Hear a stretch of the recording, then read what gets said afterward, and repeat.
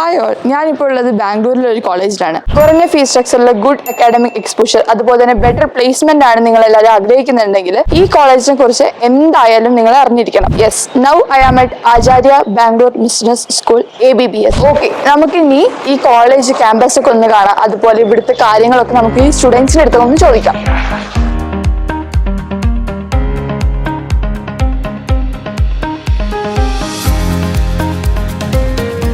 ഇവിടെ കുറച്ച് സ്റ്റുഡൻസ് നിൽക്കുന്നത്. നമുക്ക് ഈ കോളേജിനെ പറ്റി ഡീറ്റെയിൽ ആയിട്ട് നമുക്ക് ഇവരുടെ അടുത്തൊന്ന് ചോദിക്കാം. ഹലോ.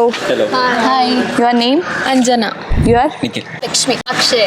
ഓക്കെ, അഞ്ജന, എന്തുകൊണ്ടാണ് നീ ABBS കോളേജ് ചൂസ് ചെയ്യാനുള്ള കാരണം? ആക്ച്വലി ഞാൻ PGDM കോഴ്സ് ചെയ്യാൻ വേണ്ടി കോളേജസ് സെർച്ച് ചെയ്തുകൊണ്ടിരിക്കുന്ന സമയത്ത് കൂടുതൽ എക്സ്പോഷറും പ്ലേസ്മെന്റ്സും കിട്ടുന്ന കോളേജിലൊന്നായിരുന്നു ABBS.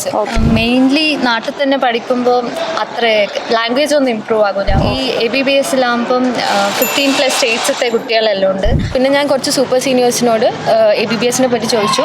അപ്പോൾ അവരും പറഞ്ഞത് ബെസ്റ്റ് ഓപ്ഷൻ ആണെന്നാണ്. പ്ലേസ്മെന്റിനെ കുറിച്ച് പറയുകയാണെങ്കിൽ കമ്പാരിറ്റീവ്ലി ബാക്കിയുള്ള കോളേജസിലൊക്കെ നമ്മുടെ ഫീസ് സ്ട്രക്ചർ അതൊക്കെ വെച്ച് നോക്കുമ്പോൾ അത്യാവശ്യം നല്ല പ്ലേസ്മെന്റ് തന്നെയാണ് ഈ കോളേജ് നമുക്ക് കിട്ടുന്നത്. ഞങ്ങളുടെ സീനിയേഴ്സും അതിന് മുമ്പുള്ള ആൾക്കാർ, ഇപ്പം ഞങ്ങളുടെ സീനിയേഴ്സിനെ തന്നെ എടുത്ത് വെച്ച് നോക്കുകയാണെങ്കിൽ അവർക്ക് മോസ്റ്റ്ലി പ്ലേസ്ഡ് ആയി.